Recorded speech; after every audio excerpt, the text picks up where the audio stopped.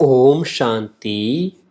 20 नवंबर 2022 अव्यक्त मुरली। आज की मुरली के मुख्य पॉइंट्स हैं: आज्ञाकारी ही सर्व शक्तियों के अधिकारी। आज सर्व शक्तियों के दाता बाप दादा अपने शक्ति सेना को देख रहे हैं। सर्वशक्तिवान बाप ने एक साथ एक समान शक्तियां दी हैं, तो रिजल्ट देख रहे थे कि कोई सर्वशक्ति संपन्न बने और कोई सिर्फ शक्ति संपन्न बने हैं, सर्व नहीं। कोई सदा शक्ति स्वरूप बने, कोई कभी कभी शक्ति स्वरूप बने हैं। कोई ब्राह्मण आत्माएं अपनी सर्व शक्तिवान की अथॉरिटी से जिस समय जिस शक्ति को ऑर्डर करती है, वो शक्ति रचना के रूप में मास्टर रचता के सामने आती है। ऑर्डर किया और हाजिर हो जाती है। कोई ऑर्डर करते हैं लेकिन समय पर शक्तियां जी हाजिर नहीं होती। इसका कारण क्या? कारण है जो बच्चे हजूर अर्थात बाप के हर कदम की श्रीमत पर हर समय जी हाजिर व हर आज्ञा में जी हाजिर प्रैक्टिकल में करते हैं, तो जी हाजिर करने वाले के आगे हर शक्ति भी जी हाजिर व जी मास्टर हजूर करती है। अगर कोई आत्माएं श्रीमत व आज्ञा जो सहज पालन कर सकते हैं वो करते हैं, और जो मुश्किल लगती है वो नहीं कर सकते, कुछ किया कुछ नहीं किया, कभी जी हाजिर कभी हाजिर, इसका प्रत्यक्ष सबूत व प्रत्यक्ष प्रमाण रूप है कि ऐसी आत्माओं के आगे सर्व शक्तियां भी समय प्रमाण हाजिर नहीं होती हैं। बाप दादा को सबसे ज़्यादा रहम उस समय आता है जब बच्चे कोई भी शक्ति को समय पर कार्य में नहीं लगा सकते हैं। जब कोई बात सामना करती तो बाप के सामने किस रूप में आते हैं? ज्ञानी भक्त के रूप में आते हैं। भक्त क्या करते हैं? भक्त सिर्फ पुकार करते रहते कि ये दे दो, भागते बाप के पास हैं, अधिकार बाप पर रखते हैं। लेकिन रूप होता है रॉयल भक्त का। भगत अर्थात मेहनत और ज्ञान अर्थात मोहब्बत। भक्ति की रस्म रिवाज है कि जब भीड़ यानी मुसीबत पड़ेगी तब भगवान याद आएगा, नहीं तो अलवेले रहेंगे।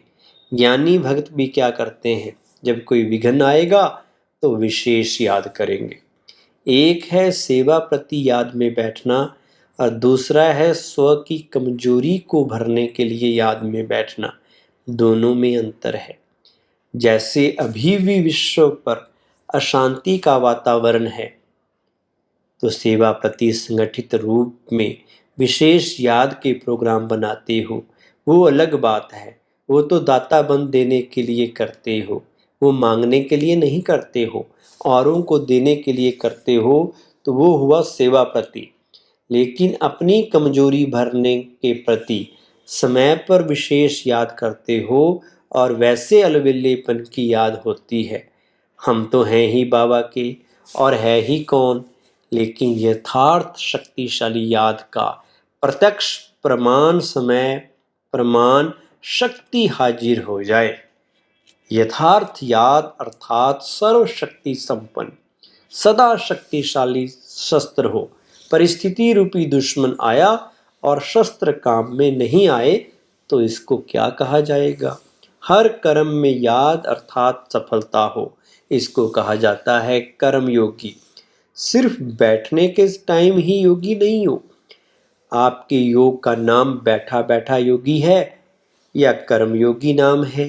कर्म योगी होना, जैसे कर्म के बिना रह नहीं सकते, वैसे हर कर्म योग के बिना नहीं कर सकते। इसको कहा जाता है कर्म योगी। ऐसे नहीं समझो कि बात ही ऐसी थी ना, सरकमस्टांस ही ऐसे थे, समस्या ही ऐसी थी, वायुमंडल ही ऐसा था। यही तो दुश्मन है। और उस समय कहो दुश्मन आ गया इसलिए तलवार चला ना सके, तलवार काम में लगा नहीं सके, या तलवार याद ही नहीं आए, या तलवार ने काम ही नहीं किया, तो ऐसे को क्या कहा जाएगा। समय आपका इंतजार कर रहा है और आप क्या कर रहे हो, आप समय का इंतजार कर रहे हो। मालिक के बालक हो ना, तो समय आपका इंतजार कर रहा है कि हे मेरे मालिक मुझ समय को परिवर्तन करेंगे। वो इंतजार कर रहा है और आपको इंतजाम करना है, इंतजार नहीं करना है। सर्व को संदेश देने का और समय को संपन्न बनाने का इंतजाम करना है। आज का वरदान, देह अहंकार व अभिमान के सूक्ष्म अंश का भी त्याग करने वाले आकारी सो निराकारी भव। विस्तार, कईयों का मोटे रूप से देह के आकार में लगाव व अभिमान नहीं है, लेकिन देह के संबंध से अपने संस्कार विशेष हैं, बुद्धि विशेष है, गुण विशेष हैं, कलाएं विशेष हैं, कोई शक्ति विशेष है। उसका अभिमान अर्थात अहंकार, नशा, रूप, ये सूक्ष्म देह अभिमान है। तो ये अभिमान कभी भी आकारी फरिश्ता व निराकारी बनने नहीं देगा। इसलिए इसके अंश मात्र का भी त्याग करो तो सहज ही आकारी सो निराकारी बन सकेंगे। स्लोगन, समय पर सहयोगी बनो तो पदम गुना रिटर्न मिल जाएगा। सूचना, आज अंतर्राष्ट्रीय योग दिवस तीसरा रविवार है।